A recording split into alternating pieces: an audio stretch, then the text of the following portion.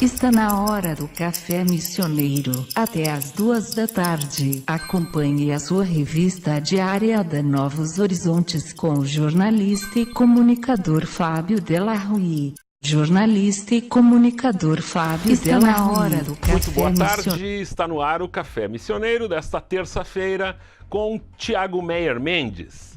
Hoje o Francisco Medeiros não está por aqui e a gente acertou na manhã de hoje que, como ele não está por aqui, falaremos mal dele, né, Tiago?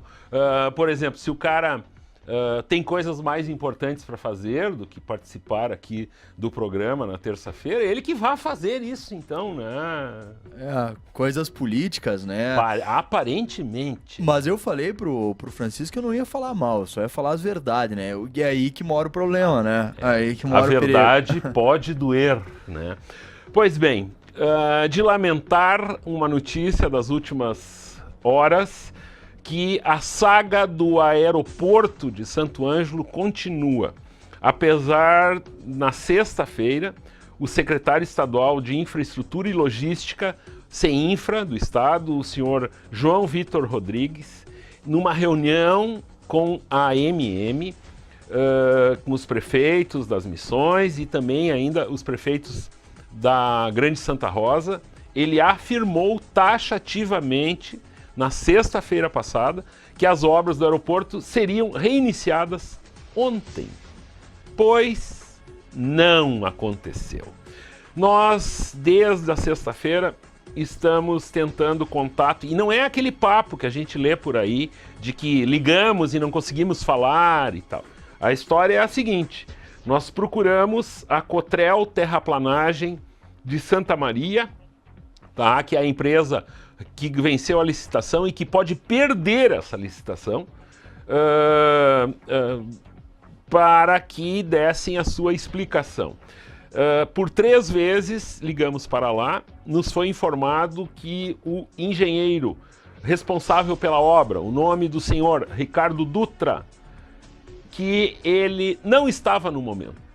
Nos foi passado um telefone celular e este telefone simplesmente não atende as ligações. São as informações que nossa equipe conseguiu colher até o início desse programa. E daí, rapaz? Fábio, eu sei que o Zé Roberto fala bastante disso nas sextas contigo, mas realmente a falta do aeroporto atrasa muito o desenvolvimento regional, principalmente o desenvolvimento de Santo Ângelo, né? Nós temos, no contato que nós temos com pessoas que vêm de outras cidades, São Leopoldo principalmente, pela conexão que existe na URI Unicinos, a questão acadêmica, muitos ficam reclamando, mas não tem como vir de avião, não tem como. Às vezes as pessoas pegam um avião até Passo Fundo para vir depois de ônibus até aqui, demorando bastante. Claro que é um luxo ter o avião, mas hoje em dia já passou disso, né? Porque nós temos uma estrutura de aeroportos muito bons no interior do estado do Rio Grande do Sul. Em São Borja tem o maior aeroporto do interior do estado, que Getúlio Vargas construiu para que ele pudesse ir para a fazenda dele aos finais de semana, quando era presidente. E mesmo assim está tudo desativado, né? Aqui Santo Ângelo tinha uma ótima estrutura, começou a ter voos para Porto Alegre. São Paulo teve períodos que teve voo aqui, né? Exatamente. E a OAB chegou a ter um convênio que era mais barato para o advogado ir de avião até Porto Alegre do que ir de ônibus-leito. Era R$ 145 ir de avião e era R$ 150 ir de ônibus-leito. Então, chegou a se tornar viável começar a utilizar o avião em Santo Ângelo e, de repente, começou essas obras que nunca terminam e não param e não começam, na verdade. E imagina se ele perder essa licitação. O que vai acontecer? Quantos meses vai demorar para o próximo assumir? O que eu acho é que falta efetivamente uma cobrança, seja da população, seja dos governantes, seja dos veículos de comunicação. Os veículos de comunicação tratam de divulgar: Santo Ângelo conquista 5 milhões para o aeroporto. E fica só nisso, sai o nome e a foto do político que fez isso, e a prática é pegar o carro e ir até o aeroporto, como a gente fez hoje, e a coisa está lá parada. Essa que é a verdade, assim, e que se empurra com a barriga, tapa-se o sol com a peneira, é aquela velha história. Hoje eu li uma frase que é bastante batida, mas me faz lembrar isso, né? Que a política é que nem uma TV sem controle remoto. Se tu ficar sentado, tu vai continuar tendo que assistir o que tá passando, né? E é isso que tá acontecendo. Toda a população tá sentada, assistindo o que tá acontecendo, reclamando uns pros outros. Conversa de bar, todo mundo é político, né? Todo mundo é treinador e é político. Mas ninguém faz nada, ninguém toma uma iniciativa. E esse aeroporto é uma vergonha, isso aí. Isso aí é um absurdo que está acontecendo.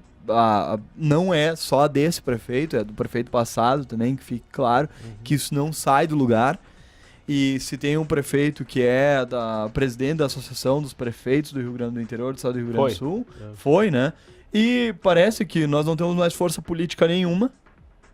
E quando a gente parece conseguir ter deputados estaduais, nada eles fazem, parece que nada fazem. Não. Pois outra notícia da nossa urbe é algo que surpreende, assim, e demonstra uma certa dinâmica de como as coisas funcionam ou não funcionam por aqui. Está postado no site da Novos Horizontes as fotos de 2 locais muito próximos, na zona sul da cidade, onde não há luz à noite. Os postes estão ou com o o termo não é esse, é a célula fotoelétrica, que não funciona direito, um deles fica piscando e apagando a noite inteira, e o outro simplesmente não liga. Pois, se o ouvinte ou o internauta se perguntar quem fiscaliza, quem arruma, e como se deve proceder quanto a isso, a Secretaria Municipal de Obras prestou pela manhã, hoje, uma informação interessante. Só são arrumados os postes ou as lâmpadas trocadas, enfim, que eles cumpram a sua função, se alguém relatar em detalhes o que está acontecendo. Ou seja, não existe uma equipe, isso é um absurdo, não existe uma equipe, enfim, que fiscalize realmente o que está acontecendo, ou se tem luz ou se não tem. Somente se o cidadão ligar para a prefeitura, e daí esse ligar é algo impressionante. Tu não imaginas o que nós, como meio de comunicação, passamos ao ligar para diversos órgãos da prefeitura. Primeira coisa é um medo, assim, que acha que, sabe, tem que se atender, conversar com as pessoas desarmados. Não estamos ligando para lá com o objetivo de denuncismo ou, enfim, nós queremos saber como proceder para termos os serviços que são uma obrigação, né? Então, nesse caso, só para completar a informação, os números são os seguintes: 3312-1995, 3312-8253 ou ainda 3312-8144. Um desses números você pode ligar, alguém irá atender e será redicionado para o pessoal responsável da Secretaria de Obras, e é necessário passar o endereço completo do local, o número da casa em que o poste fica em frente. Isso já é uma questão, porque se não é o morador, se não tem ninguém morando na casa, por exemplo, então fica sem luz por um bom tempo. Sim. Esse é um dos casos de uma das fotos que são apresentadas nessa nossa reportagem. Então, é a partir daí que se tomará uma medida. Desculpem esta certa raiva, isso não é raiva, é apenas indignação de um cidadão, como eu me coloco aqui. Fábio, eu vou te falar, eu tive alguns casos jurídicos quando trabalhava na área da advocacia, que eu precisava ligar para a prefeitura, principalmente para a Secretaria de Obras, Secretaria de Desenvolvimento. Nenhuma vez que eu liguei para a prefeitura, nenhuma vez que eu liguei para qualquer departamento da prefeitura, eles não me passaram outro número. E isso não é da administração atual, isso é meio que histórico. Não, isso não era da administração atual. A gente não está falando mal do prefeito André. Não estamos. Não estamos. E outra coisa que eu acho interessante, né? Você tem que especificar qual que é o problema. Daqui a pouco você tem que chamar um eletricista, fazer um parecer, né? Só posso fazer uma vaquinha com os vizinhos. Imagina a associação de moradores do bairro, chama um eletricista. É mais fácil alguém subir no poste e trocar a lâmpada desse jeito, né? Do que do que ter que explicar tão corretamente. Acho que você dizendo a rua e em qual altura, todo Santo Ângelo não é tão grande assim para precisar dessa informação, né? E sem contar que quando em Santo Ângelo falta luz, que é outro problema, né? Você é redirecionado para Porto Alegre, fala com atendentes que não conhecem nada da cidade. Caxias do Sul também. Isso. E você tem que explicar, não, minha casa fica em tal lugar dele. Ah, mas a URI, todo mundo conhece a URI aí? Sim, todo mundo conhece onde é que é a URI, onde é que é o trevo da URI. Pois, nesse sentido, a gente encerra esse bloco falando de algo também curioso nessa área de energia. Dentro de um balanço desse semestre que terminou no mês passado, pois a CPI que investigava a situação da energia elétrica no Rio Grande do Sul, ela acabou, mas acreditem, rádio ouvintes, ela acabou, mas não conseguiu aprovar um relatório final. Pois, ou seja, os caras passaram 120 dias tratando de uma questão e depois passou esse prazo e nada foi concluído. Isso é uma coisa, um retrato de algo, de um quadro assustador. Isso é uma piada, né, Fábio? Isso é uma piada porque o problema existe, todo mundo tem que conviver com ele, todo mundo vê esse problema praticamente diariamente e nada, os caras não conseguem fazer um relatório. Isso é para provar a incompetência dos políticos que nós temos. Os caras não conseguem bater um relatório, não conseguem redigir um relatório. E a questão é a seguinte, por que isso ocorreu? E aí entra, no ano eleitoral, o papel da imprensa de alertar para isso. Não a imprensa comprometida, a imprensa que pertence a políticos. O fato ocorreu devido à falta de quórum para a votação do documento. Pois, se os políticos são eleitos para trabalharem para nós, para frequentarem o local que eles deveriam estar trabalhando. Eu, por exemplo, se não venho trabalhar, alguma coisa acontece aqui na firma. Como também acontece quando algum não vem trabalhar aqui. E lá eles não vão para obstruir justamente o andamento disso, porque não concordam com uma coisa ou outra, e não se chega a resultado algum. Estes aí estão na rua agora, fazendo campanha política, pedindo voto. E daí? Ou então a neutralidade absurda que eles fazem, né? Se o partido diz que eles têm que votar positivamente, mas eles não querem votar positivamente, eles não vão. Porque daí é um voto negativo a menos para eles dizerem na próxima eleição: não, eu fui contra aquela porcaria daquela lei que não faz nada, não leva a lugar nenhum, né? E é um absurdo, né? Muitos desses, e o valor que esses políticos ganham, e o valor de diária que eles ganham, o valor de deslocamento que eles ganham para estar lá e não estão. E aquele portal Transparência é uma porcaria, por causa que lá não explica nada. O cara tem que ser um economista, tu tem que estar com um economista de um lado e um contador do outro, para te conseguir entender no que foi gasto R$1,50 em chiclete que eles compram lá para eles. Porque não tem explicação a forma que eles fazem, para que as pessoas não entendam. É o portal da intransparência.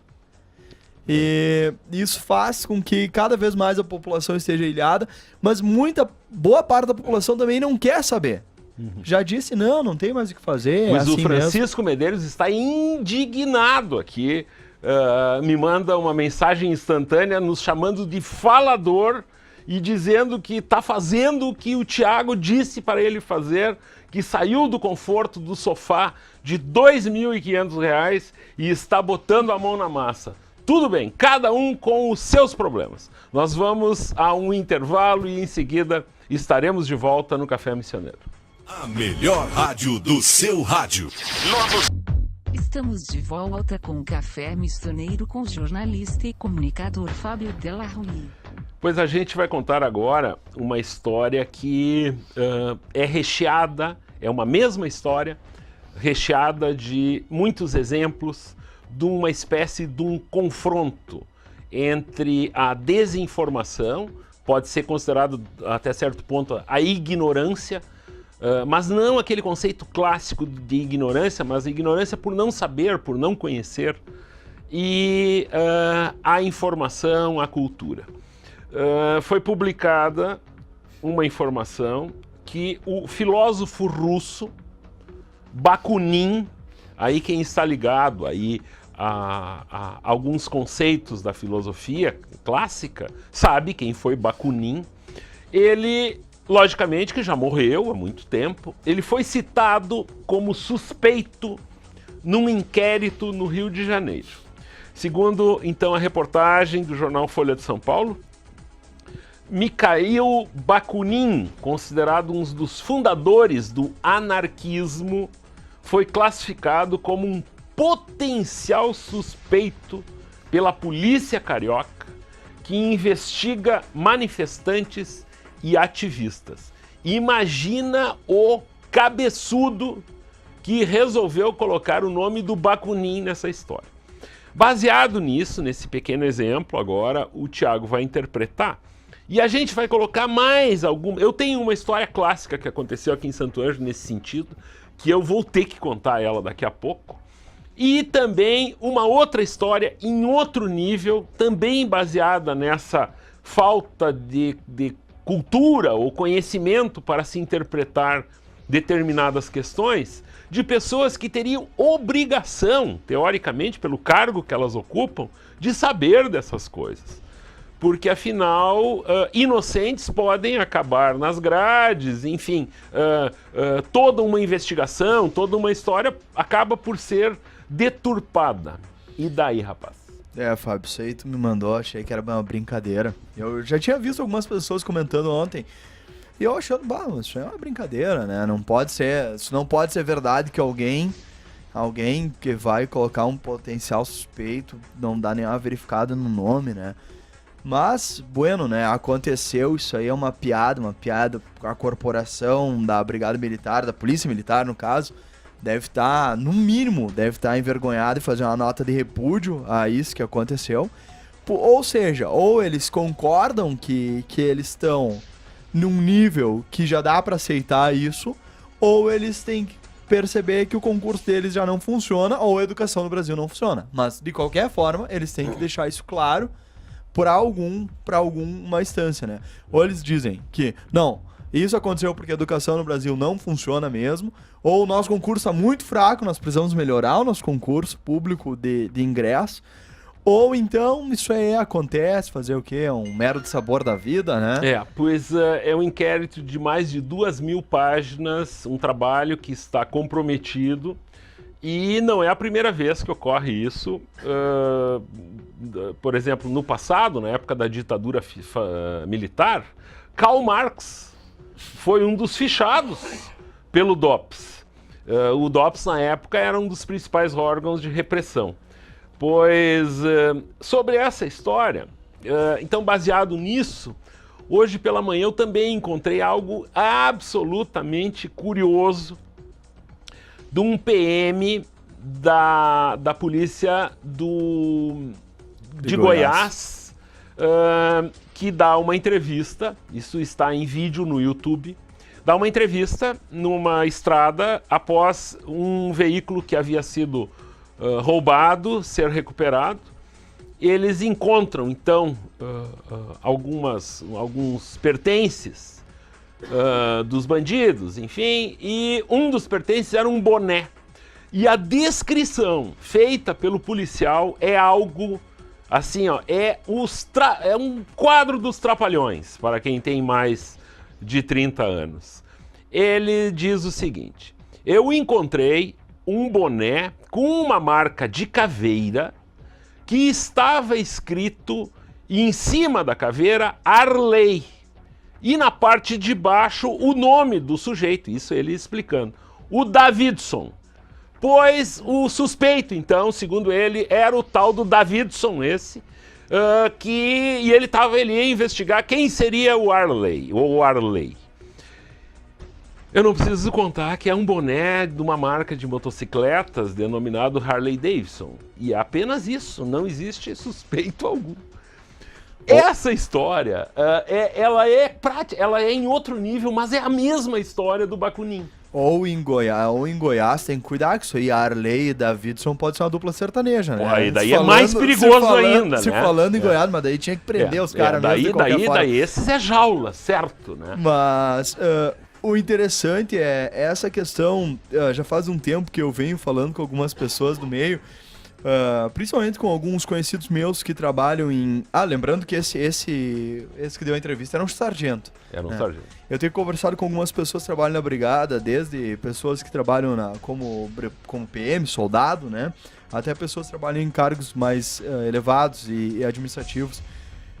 Como a brigada militar está usando sempre 2 pesos, 2 medidas, pelo menos é o que me parece.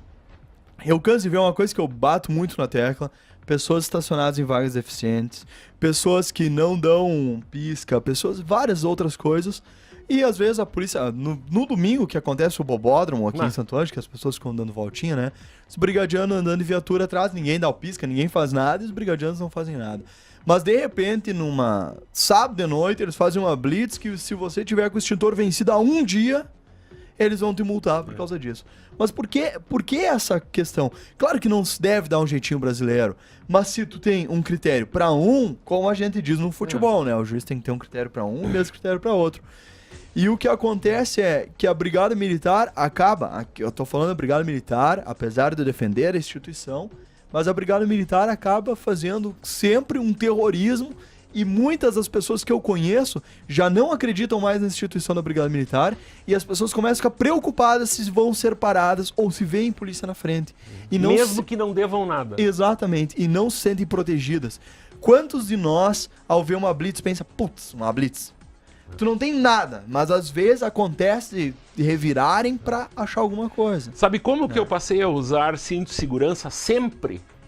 Eu fui um daqueles alvo de campanha e adotei. Um dia, eu sempre usava cinto já, né? Um dia resolvi tava sem, com pressa, enfim, fui atacado, recebi uma multa. E no momento que eu recebi a multa, passaram 8 veículos, todos sem cinto de segurança. E eu chamei a atenção pro policial, mostrando isso. Eu digo, pô, né? E a resposta que eu tive, e aí que eu me senti mal com uma atitude arrogante, eu diria, de dizer, não, a casa caiu, né? Como se eu tivesse... entende? Fosse um criminoso. Esse tipo de... Então, a partir do momento então, que eu fui considerado um criminoso, efetivamente, eu passei a usar cinto sempre, né? É uma situação de constrangimento, enfim, mas para mim serviu então para me educar, se é essa leitura, né? Mas eu não me sinto bem com isso. Eu acho uma piada essas campanhas de educação no trânsito, porque o que acontece? Os caras colocam um pardal em reta. Porque na reta sim que é o perigo, não é nas curvas, não é nos trevos. Não, mas o pardal é na reta, onde eles colocam uma placa que vai multar. 60 km por hora, daí tu passa 80, tu é multado. Tu passa 100, tu é multado muito caro. Mas se tu colocasse numa curva que todo mundo ia passar 60 por hora, ou ia ser para salvar vidas de pessoas que entrariam muito rápido naquela curva, não, isso eles não fazem. Então essa questão acaba se tornando um grande problema. E sobre essa questão da casa caiu e que você falou de arrogância, Fábio, eu acho uma frase muito boa que um professor meu me falou, né? Que o poder ele não corrompe, o poder revela. Então, às vezes, eu me lembro muito aquela música Veraneio Vascaína do Capital Inicial, né? Se eu quiser eu boto fogo no país, que não tem problema não, que eu tô do lado da lei, né? Fábio? Então, essa questão é bem emblemática. É verdade. Pois eu conto então a história que eu prometi. Ainda dentro desse nosso assunto, pois existia no quartel enfim, é um tenente, alguém que tinha vindo de fora, muito letrado, adorador das artes, leitor, contumaz, que ao se deparar com uma cena de um soldado raso dormindo em serviço, ele resolveu fazer um relatório para seu superior, contando essa situação. Só que, como eu disse, ele era uma pessoa muito chegada às palavras difíceis, às letras. E ele fez o relatório e escreveu o seguinte, que o soldado Pedro fora encontrado em horário de trabalho, entregue aos braços de Morfeu. Agora, uma parte apenas de quem conta a história. Morfeu, para quem não sabe, é o deus do sono. Então, entregue aos braços de Morfeu significaria que o soldado Pedro estava dormindo, simplesmente.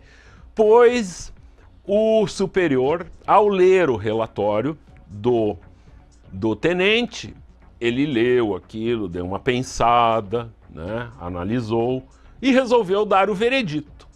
E ele disse o seguinte, rádio ouvintes: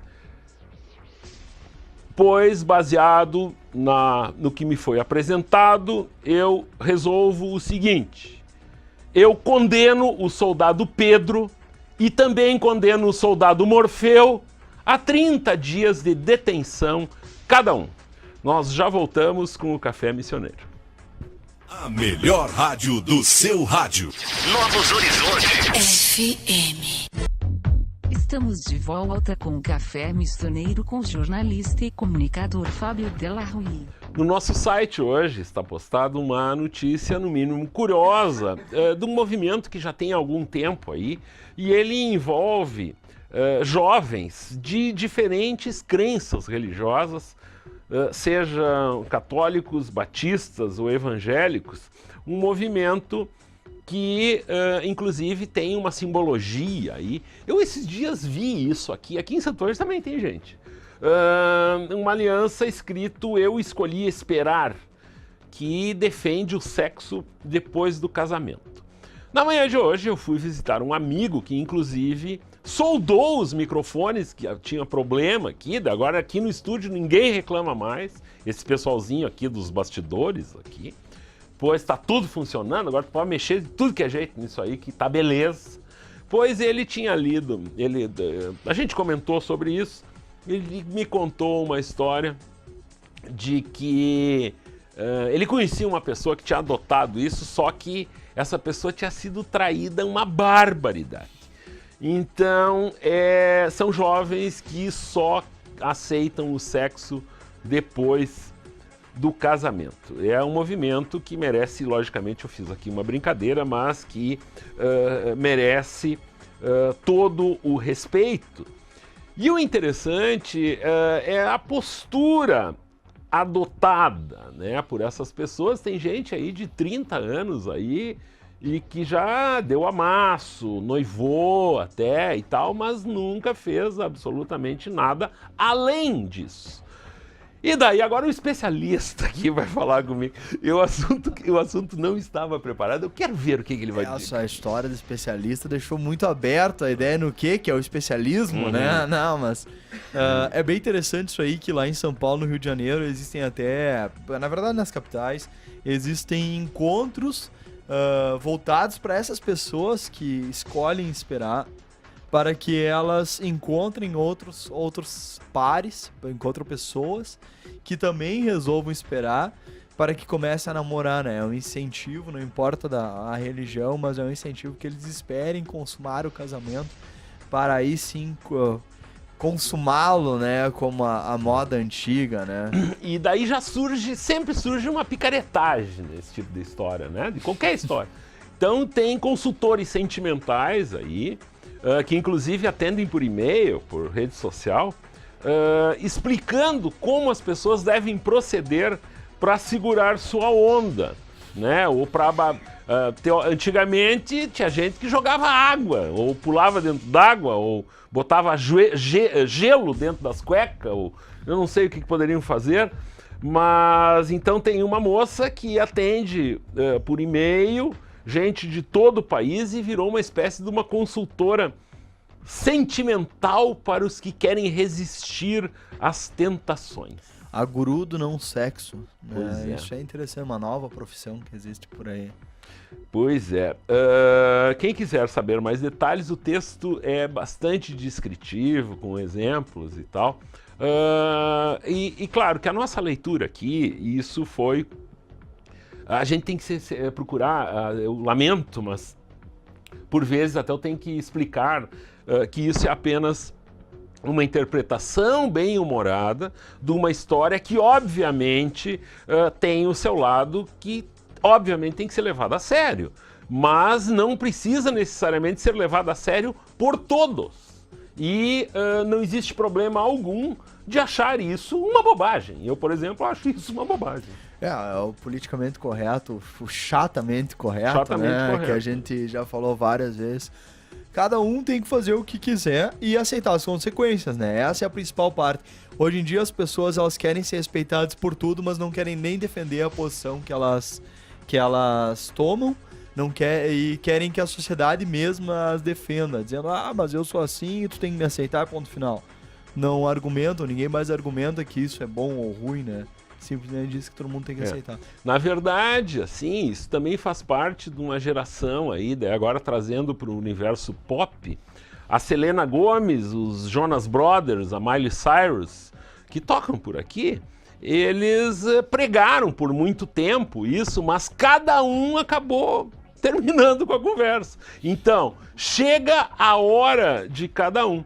Na MTV norte-americana também existe uma espécie de um reality sobre essa história, acompanhando a trajetória de jovens entre 19, eu acho, e 23 anos, que é mostrado, né, o cotidiano e tal. E, logicamente, que vai culminar no momento que a pessoa acabar por dando, vamos dizer assim, né?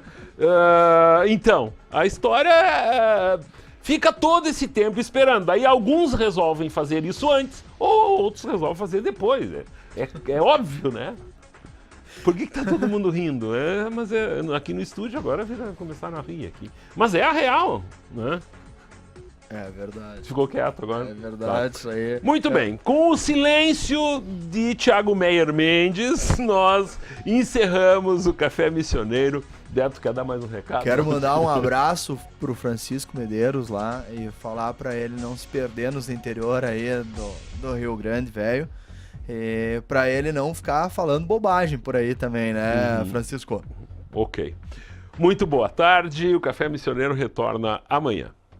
A melhor rádio do seu rádio. Novos Horizontes. FM. Horizonte. FM.